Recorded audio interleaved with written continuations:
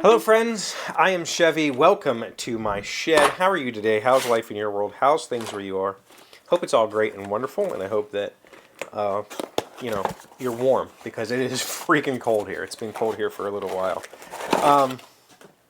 It's that time of year where people start asking the difficult questions, the what do you want for Christmas questions, and I've had this conversation a lot with you in the past about my aversion to gift giving, or my, not aversion, but I just don't, the whole gift giving thing makes me feel icky. But regardless, people have been asking, and I've found myself needing to share with those people what it is I'm looking for. I guess I was completely out. Well, okay. So through that, I sent some people who are kind of on the outside of my social bubble that have asked, like, what do you want? Well, here's a link to my Amazon wish list, and just go look there, right? And so I've been looking through my Amazon wish list lately, which I haven't really looked at in a while. I've added stuff to it. I add stuff to it whenever I think, oh, I really want a thing. I put it on there, not so much so that somebody will buy it for me, but so I remember, like, oh yeah, I wanted that thing. How, and it's kind of like my curated wish list, I guess, which is, I think, what it is. It's a wish list. Anyway, so I'm looking at this stuff on there, and it occurred to me, like, the other day I ran out of 120 grit sandpaper for my sander, so I bought some. It was on my wish list, and I saw that, and I really thought back to former time when buying $15 worth of sandpaper was just not achievable for me. It was something I simply couldn't do. I didn't have $15. And some of you have been around for that amount of time. Some of you remember when I was, I'm not going to say destitute. I think that's probably a little bit of hyperbole, but I walked a very thin edge for a long part of my life. Right before I started this, yeah, it was 2016, and I left that job in 2018. So like 2015, I started transitioning from being an IT guy to being a developer, doing web development. And it was just based out of a need for my work and some customers that we had. They needed some software, and I said, I can make that. Let's do it. And so I did it. And I started to transition away from IT, like general IT work. And so I was, 2006, I'd have been 37 years old, or not 2016. So like 36, 37 years old, somewhere around there, I made this career change to be a software developer. And I was stuck. I was stuck for a long time in this low-paying state job. I was a state employee through an agency, and so I got paid like state wages for education wages for an IT guy, which was very little. It was less than $40,000. And in my area, that was decent money, right? That was $40,000 was good. But circumstances here at that time were bad. My ex was not bringing in any income. In fact, she was spending family money to try to keep businesses afloat that she had started. And so there was nothing. Like, there was nothing left over each month. There was a point in my life between then and now where, an oil change in my car was not a thing I could get done. Like, there was no dollars for that. There was no extra dollars. And not in that kind of like, oh, you have the money, you can just stop drinking soda kind of way. There was no soda. There was no nothing. I had no cable. I had electricity, water, gas, and internet. And that was it. No cable TV, no nothing. I didn't drink I drank water. I didn't have soda. I didn't have alcohol. I mean, there was nothing. There was no room to be like, oh, just tighten the belt. Like, what belt, right? Like, I didn't have a belt. No, I did. But figuratively, there was a time when, all those little tricks that people say, well, you can just stop doing this. I didn't do any of that. It was all out, and I was still destitute. And for a long time, I was searching for $15 to buy sandpaper.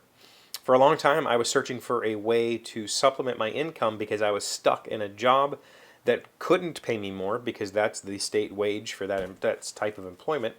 But I was too old to seek out junior developer jobs because they wanted fresh out of college people who had no, formal. Hadn't had time to sour themselves, and I didn't have that degree. I had an IT degree, an AA in IT, and so I had nothing but personal experience. So there was no way for me to escape and work my way into a field that had growth potential. And there was no way for me to leave my job and get a new job paying what I was making. So I was stuck. And I mean, there was a time when I would I would tell you, if you want to help support me, there's a wish list. And people would go buy me things. And so I've maintained that list. But I look at it now and there's so many things on there, like sanding pads. And the fact of the matter is, if somebody buys me sanding pads, that's freaking awesome. Because that means I have extra here and I don't have to wait till I run out to order them so I can finish a project for my child. But do I need somebody to buy me $15 sanding pads? No. I'm good now. I can do that. And so I stopped promoting the wish list. But, inevitably, I think we've had this conversation every year for the last 6 years when the whole gift giving thing comes around. It is so unbelievably awkward for me because I'm not really a receiver. I don't do good at it. M put me, changed my perspective last year on receiving. And when she told me that if I like giving gifts so much, my refusal to receive gifts means I'm stealing that joy from somebody else. And I went, oh, that makes a lot of sense, right? So gift giving season is there, and I'm not asking for you to go look at my wish list and buy me stuff, but I just know that I'm looking at it and I'm remembering a time when I relied on people like you to help me have a hobby. Right? There's so much of this shop. I mean, my saw.